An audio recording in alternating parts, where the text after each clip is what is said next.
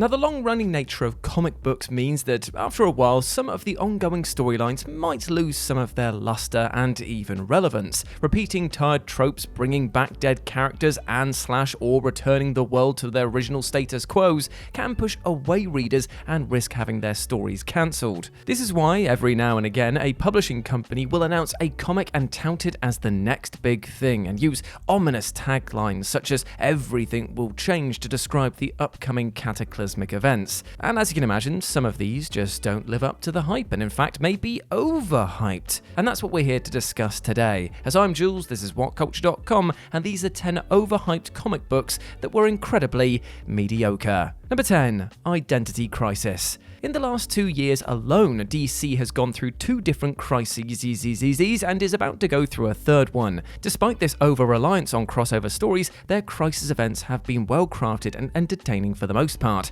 Unfortunately, this can't really be said for 2004's Identity Crisis, a widespread murder mystery that was unbelievably tone-deaf and left a bad taste in most readers' mouths after they finished it. Following the death of Elongated Man's wife Sue Dibney, the Justice League sets out to find the killer before they can strike again. In the process, the team learns the uncomfortable truths about how far its members would be willing to go to protect themselves and their loved ones. The story is rife with inconsistencies in the characterization of various heroes and paints the normally united team in a disturbing and disjointed light. In addition to this, the story's core component and its resolution were both underwhelming and definitely sexist, showing that the creative team were unable of crafting a murder mystery that respected the characters involved. Number 9. Civil War. Seeing heroes clash is conceptually interesting due to the prospect of knowing who is more powerful and/or skilled. Furthermore, the ideological differences and situations that force these heroes into conflict are even more compelling. Unfortunately, Marvel's grand event missed the mark in delivering a satisfying hero versus hero showdown despite its potentially profound themes. Civil War may have given us moments such as Spider-Man revealing his identity to the world and the iconic Captain America and Iron Man fight, but at the same time, the heroes involved were woefully out of character and rather unlikable. Following a tragedy involving a rookie superhero team, the nation calls for increased accountability in the superhuman community. This culminates in the Superhero Registration Act, a document whose content tore the Avengers and most superhero teams apart. Acts such as Tony Stark employing supervillains to hunt down his former comrades and Reed Richards' construction of an extra-dimensional prison for said heroes were not only despicable but also robbed the story of its moral complexity. Ultimately, the story's impact is undercut by a shakily defined act and a rather underwhelming resolution. Number 8. Heroes in Crisis.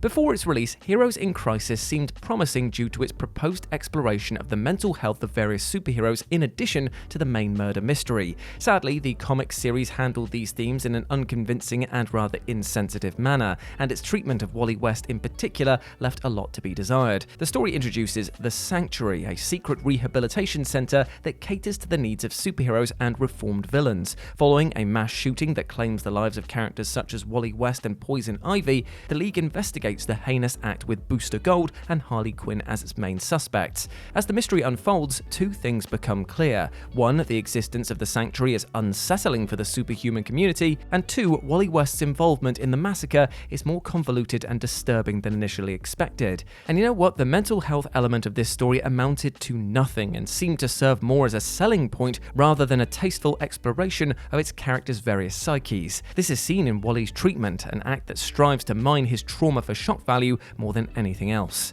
Number 7. Old Man Logan. Old Man Logan is an intriguing exploration of a dystopian Marvel universe as well as an older, more world-weary Wolverine. That said, some of its narrative elements were pretty, terribly misguided in hindsight. The majority of the heroes in this timeline are dead, and the rest are under the mercy of a cabal of supervillains such as Red Skull, Kingpin, and a villainous Hulk who took over after wiping most of this Earth's superhero community out. An older Logan lives with his family in Hulk-controlled territory, and due to the pressures of the former powerhouse's family, sets out on a cross-country journey with Hawkeye. The artwork here suitably captures the bleak and gory world the characters inhabit, but the generic story itself paints them in a rather awful light. It is bleak to a fault, and while this is the point of dystopic stories, it quickly gets exhausting to immerse yourself into. Characters such as the Hulk and She-Hulk are extremely off-putting, and Logan's pacifism feels rather undercooked, as its inciting incident is both inexplicable and rather infuriating. All in all, this story story has some intriguing aspects, but as a whole, it was kind of frustratingly executed.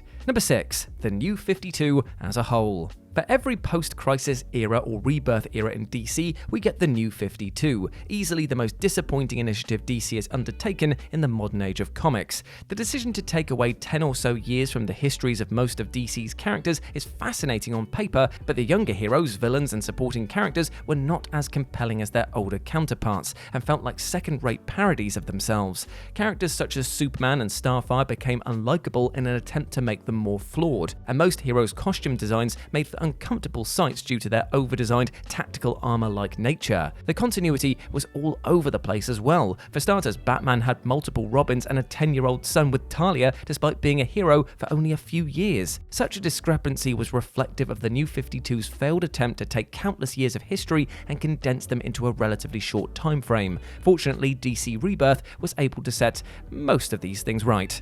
Number 5. Fear itself. This 2011 crossover event follows the machinations of the Serpent, an Asgardian fear god who schemes to claim the throne of Asgard, which spelt disaster for Earth. Despite focusing on the diabolical deity and the trio of Thor, Captain America, and Iron Man, the event was a muddled tale with a questionable plot structure, lackluster writing, and inconsequential nature.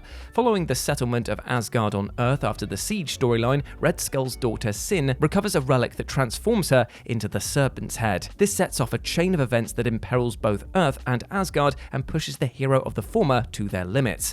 Despite featuring fan-pleasing moments such as Captain America wielding Mjolnir, the main story is poorly paced from the onset. Its build-up was poorly done as well, meaning that the rest of the story did not flow as intended, and this served to work against the far-reaching nature of the story. That said, the event's tie-ins made for entertaining reads, even if they undercut the impact of the main story in some instances. Number 4. A Death in the Family. It's not every day that readers actively choose the fate of a character via a phone call, but this was indeed the case with A Death in the Family. Centering the story on an unlikable Robin, Jason Todd, was ingratiating for readers back in 1988, but having the readers kill him off was essentially an admission by the staff at DC that they were incapable of redeeming Todd or making him more palatable for readers. Up until the titular death, the story's tone is all over the place and ranges from silly and Silver Age-esque to disturbing and grim.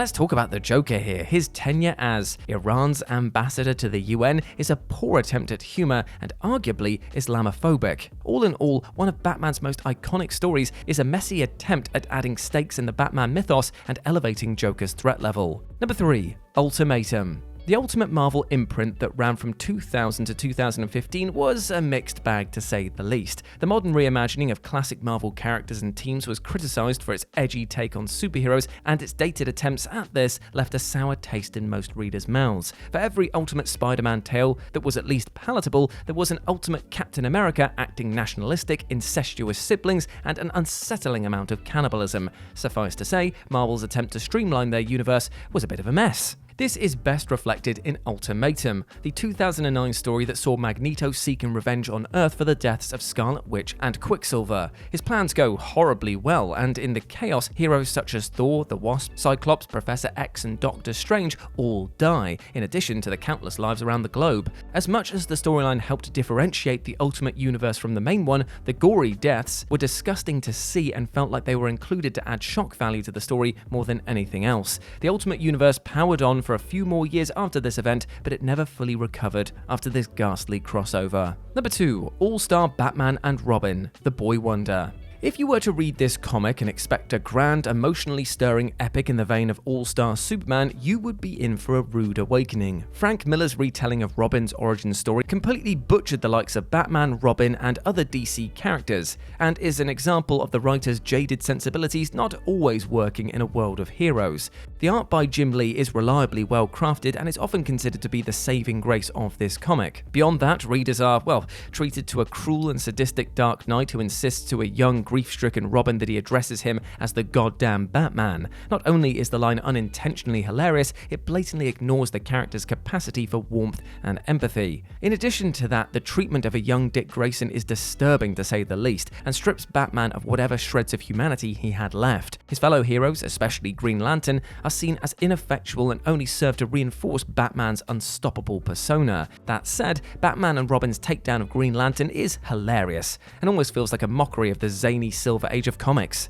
And number 1, Spider-Man One More Day. Following the game-changing events of Civil War, Spider-Man fans were curious to see where Marvel would take the beloved icon following the reveal of his secret identity to the world. One More Day explores this new change to the status quo in initially interesting fashion, before then going off the rails with its second half and conclusion.